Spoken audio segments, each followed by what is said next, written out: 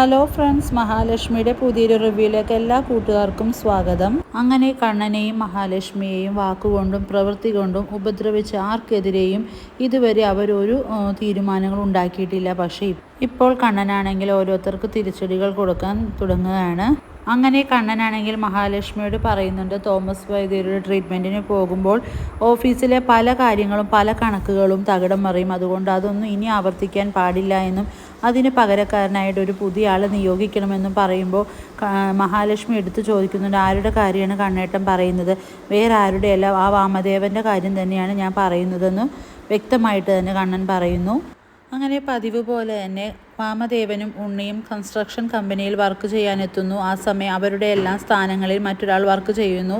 ഇത് കാണുന്ന വാമൻ ചോദിക്കുന്നുണ്ട്, ഇതെന്താ ഇപ്പം ഇങ്ങനെ? ഞങ്ങളുടെ സ്ഥാനത്ത് തന്നെ ആരാണ് നിയോഗിച്ചതെന്ന് ചോദിക്കുന്നു. വേറെ ആരുമല്ല, അതിനുള്ള അധികാരാവകാശമുള്ള കണ്ണൻ സാർ തന്നെയാണ്. ഞാനാണ് ഇനി മുതൽ ഇവിടുത്തെ എല്ലാ വർക്കുകളും നോക്കി നടത്താൻ ഉദ്ദേശിക്കുന്നതെന്ന് പറയുന്നതോടെ വാമനും ഉണ്ണിയും ഞെട്ടി നിൽക്കുകയാണ്. ഇതെല്ലാം അറിയുന്ന വാമൻ പറയുന്നു, ഞാൻ ഇനിയിപ്പോൾ ഇവിടെ എന്ത് ജോലി ചെയ്യാനാണെന്നൊക്കെ ചോദിക്കുന്നു. അപ്പോൾ അയാൾ പറയുന്നുണ്ട്, അതൊന്നും എനിക്കറിയില്ല, ഇന്ന് തൊട്ട് എന്നോടാണ് ഈ വർക്കെല്ലാം നോക്കി നടത്താൻ ഏൽപ്പിച്ചിരിക്കുന്നത്. നിങ്ങൾക്ക് എന്തെങ്കിലും സംശയം ഉണ്ടെങ്കിൽ നിങ്ങൾ കണ്ണൻ സാറിനോട് പോയി ചോദിക്കാനായിട്ട് അയാൾ പറയുക ചെയ്യുകയാണ്. ഇതോടുകൂടി ഉണ്ണിയുടെ പല സ്വപ്നങ്ങളുമാണ് തകർന്നടിഞ്ഞു പോകുന്നത്. ഈ സമയം തന്നെ ഉണ്ണിയാണെങ്കിൽ എല്ലാ വിവരങ്ങളും വിളിച്ച് കരുണയെ അറിയിക്കുന്നു. കലിതുള്ളി കരുണ ഫോൺ വയ്ക്കുകയൊക്കെ ചെയ്യുകയാണ്.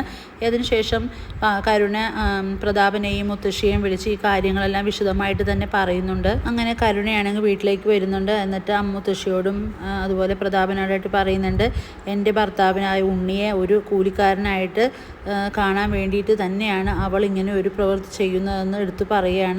ആ മഹാലക്ഷ്മി പറഞ്ഞിട്ട് തന്നെയാണ് ആ കണ്ണൻ എന്ന് പറഞ്ഞ അയാൾ എൻ്റെ ഉണ്ണിയേട്ടൻ്റെ പോസ്റ്റിലേക്ക് മറ്റൊരാളെ നിയോഗിച്ചതെന്നും പറഞ്ഞ് കലി തുള്ളുകയാണ്ടോ കരുണ അവിടെ. ഇതുവരെ അമ്മാവനാണ് അവിടുത്തെ എല്ലാ കാര്യങ്ങളും നോക്കി നടത്തിയിരുന്നത്. അത് ഉണ്ണിയേട്ടനും ഒരു പ്രശ്നം ഉണ്ടായിരുന്നില്ല. പക്ഷെ ഇപ്പോൾ അമ്മാവൻ്റെ സ്ഥാനത്ത് മറ്റൊരാൾ വന്നതുകൊണ്ട് ഉണ്ണിയേട്ടൻ്റെ പല കാര്യങ്ങളും ഇനി അവിടെ നടക്കാൻ പറ്റാത്തൊരവസ്ഥയാവും എന്നെല്ലാം പറയാണ് കരുണ. ഇതെല്ലാം കേൾക്കുന്ന പ്രതാപൻ പറയുന്നുണ്ട്, എൻ്റെ മോള് ഇതൊന്നും കേട്ട് വിഷമിക്കേണ്ട. എന്തായാലും ആ കണ്ണൻ തോമസ് വൈദ്യരുടെ ട്രീറ്റ്മെൻറ്റിന് വേണ്ടി അവിടേക്ക് പോകുമ്പോൾ തീർച്ചയായിട്ടും ആ മഹാലക്ഷ്മിയെ തീർക്കാനാണ് ഞങ്ങൾ പ്ലാൻ ചെയ്തിരിക്കുന്നതെന്ന് പറയുന്നു. ഇത് കേൾക്കുന്ന കരുണ പറയുന്നുണ്ട്, മതി, നിർത്തുന്നുണ്ടോ? ഇത് കുറേ നാളായിട്ട് ഞാൻ കേൾക്കുന്നു, ഇനി എനിക്കിതൊന്നും കേട്ടാൽ ഞാൻ വിശ്വസിക്കാൻ പോകുന്നില്ല എന്ന് പറയുന്നു. ഇപ്പോൾ എനിക്കെല്ലാം മനസ്സിലായി. ആ വീട്ടിൽ എൻ്റെ ഭർത്താവ് ആ മഹാലക്ഷ്മിയുടെ അടിമയായിട്ട് തന്നെയാണ് അവിടെ ജീവിക്കുന്നതെന്ന് എനിക്ക് ഇതിൽ നിന്നെല്ലാം മനസ്സിലായി എന്ന് കരുണ പറയുകയാണ്. നിങ്ങളെല്ലാവരും എന്തെല്ലാം പറഞ്ഞ് എന്നെ മോഹിപ്പിച്ചിട്ടാണ് കമലേശ്വരൻ വീട്ടിലേക്ക് എന്നെ അയച്ചത്. അവിടെ ഞാൻ റാണിയെ പോലെ വാഴുമെന്നും ആ സ്വത്തും അതുപോലെ ആ വീടിൻ്റെ അവകാശമെല്ലാം ഞാനാണെന്നും മഹാലക്ഷ്മി എൻ്റെ അടിമയായിട്ട് അവിടെ ജീവിക്കുമെന്നെല്ലാം പറഞ്ഞിട്ട് ഇപ്പം എല്ലാം നേരെ തിരിച്ച് നടക്കുന്നത്. ഞാനാണ് അവളുടെ അടിമയായിട്ട് ഇപ്പോൾ അവിടെ ജീവിക്കുന്നത്. എല്ലാ അവകാശങ്ങളും അധികാരങ്ങളും അവൾക്ക് മാത്രം. ഇതിനിങ്ങനെ വിട്ടാൽ പറ്റില്ല. എനിക്ക് ചോദിക്കേണ്ടത് ആ കണ്ണച്ചാരോട് ഞാൻ 2 വർത്താനം പറഞ്ഞിരിക്കുമെന്നെല്ലാം കരുണ പറയുന്നു. ഇതെല്ലാം കേൾക്കുന്നു മുത്തശ്ശി പറയുന്നു, എൻ്റെ മോളുടെ മനസ്സ് ഒരുപാട് വിഷമിച്ചിരിക്കുന്നു.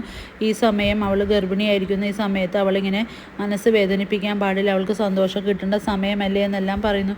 എന്തൊരു വിധിയാണ് എൻ്റെ മോൾക്കെന്നെല്ലാം പറഞ്ഞാൽ മുത്തശ്ശിയും വിഷമിക്കുന്നുണ്ട്. അപ്പോൾ പ്രതാപൻ പറയുന്നുണ്ട്, മോളെ ഇതൊന്നും എന്നോട് ചോദിച്ചിട്ടൊരു കാര്യമില്ല. ആ വാമദേവനാണ് നമ്മളെ പറ്റിച്ചത്. അയാളാണ് പറഞ്ഞത് അവിടെ ഉണ്ണിക്കും അതുപോലെ കണ്ണനും എല്ലാ കാര്യങ്ങൾക്കും ഒരേ തുല്യ അവകാശമാണെന്ന്. ആ വാമദേവൻ മനഃപൂർവ്വം തന്നെ നമ്മളിൽ നിന്ന് മറച്ചു വെച്ചതാണ്. ഉണ്ണിക്ക് അവിടെ ഒരു അവകാശങ്ങളുമില്ല. മൊത്തം അവകാശങ്ങൾ ആ കണ്ണനാണുള്ളത്. ഇതറിഞ്ഞിരുന്നെങ്കിൽ ഞാൻ ഈ മഹാലക്ഷ്മി ആ വീട്ടിലേക്ക് അയക്കാൻ ഒരു കാരണവശാലും സമ്മതിക്കില്ലായിരുന്നു എന്ന് പ്രതാപൻ പറയാണ്ടോ. അതുപോലെ തന്നെ കരുണ പറയുന്നുണ്ട്, ആ മേഘനാഥനെ കൊണ്ട് ഒരു ചുക്കും നടക്കാൻ പോണില്ല, അയാളെ കൊണ്ട് ഒന്നും സാധിക്കില്ല എന്നും പറയുന്നു. ഇതെല്ലാം പറഞ്ഞ് ഇവിടെ എല്ലാവരും ഇരുന്നാൽ മാത്രം മതി, ഞാൻ എന്തായാലും കമലേശ്വരം വീട്ടിലേക്ക് പോവുകയാണെന്ന് പറഞ്ഞ് കരുണ അവിടെ നിന്ന് പോവുകയൊക്കെ ചെയ്യാണ്. അങ്ങനെ കമലേശ്വരത്തേക്ക് തിരിച്ചെത്തുന്ന കരുണയാണെങ്കിൽ കണ്ണൻ്റെ മുന്നിൽ പൊട്ടിത്തെറിക്കുന്നുണ്ട്. ഇതെല്ലാം നിങ്ങളുടെ ഒരു പ്ലാൻ ആണെന്ന് എനിക്ക് വ്യക്തമായിട്ട് തന്നെ അറിയാം. നിങ്ങൾ എല്ലാ സ്വത്തുക്കളും നിങ്ങളുടെ ഭാര്യയുടെ പേരിൽ എഴുതി കൊടുത്തു കഴിഞ്ഞാൽ എൻ്റെ ഉണ്ണിയേട്ടനെ ഭരിക്കുന്നത് ഇനി അവളായിരിക്കും. അതിനെല്ലാം വേണ്ടിയിട്ടാണ് നിങ്ങൾ ഇതെല്ലാം ചെയ്തതെന്നും ഇവളുടെ മുന്നിൽ വെറും ഒരു കൂലിക്കാരനെ പോലെ കാണാൻ വേണ്ടി നിങ്ങളെല്ലാം ഇത് ചെയ്തതെന്ന് എനിക്ക് അറിയാമെന്നെല്ലാം കരുണ പറയാണ്. എന്തിനാണ് ഉണ്ണിയേട്ട ഇത്രയും വലിയ അപമാനം സഹിച്ച് ഇയാളുടെ കമ്പനിയിൽ ഒരു കൂലിക്കാരനായിട്ട് നിൽക്കുന്നതെന്ന് കരുണ ചോദിക്കുകയാണ് ഉണ്ണിയോട്. ഇത് കേൾക്കുന്ന കണ്ണൻ പറയുന്നുണ്ട്, ഇത്ര വലിയ അപമാനവും സഹിച്ച് എൻ്റെ മഹാലക്ഷ്മിയുടെ ആട്ടും തൂപ്പും സഹിച്ചൊന്നും ഉണ്ണി അവിടെ കഷ്ടപ്പെട്ട് നിൽക്കാനായിട്ട് ഞാൻ ആരോടും പറഞ്ഞിട്ടില്ല. ഉണ്ണിക്ക് അത്രയ്ക്ക് അപമാനമായിട്ട് തോന്നുന്നുണ്ടെങ്കിൽ ആ ജോലി റിസൈൻ ചെയ്തിട്ട് അവിടെ നിന്ന് പൊയ്ക്കോളൂ എന്ന് കണ്ണൻ പറയുന്നു. ഇത് കേൾക്കുന്ന ഉണ്ണിയും ദുർഗയും മഞ്ജുവൊക്കെ ആകെ ഞെട്ടി നിൽക്കുകയാണ്. വീഡിയോ ഇഷ്ടമാവുകയാണെങ്കിൽ ലൈക്ക് ചെയ്യുക, സബ്സ്ക്രൈബ് ചെയ്യുക.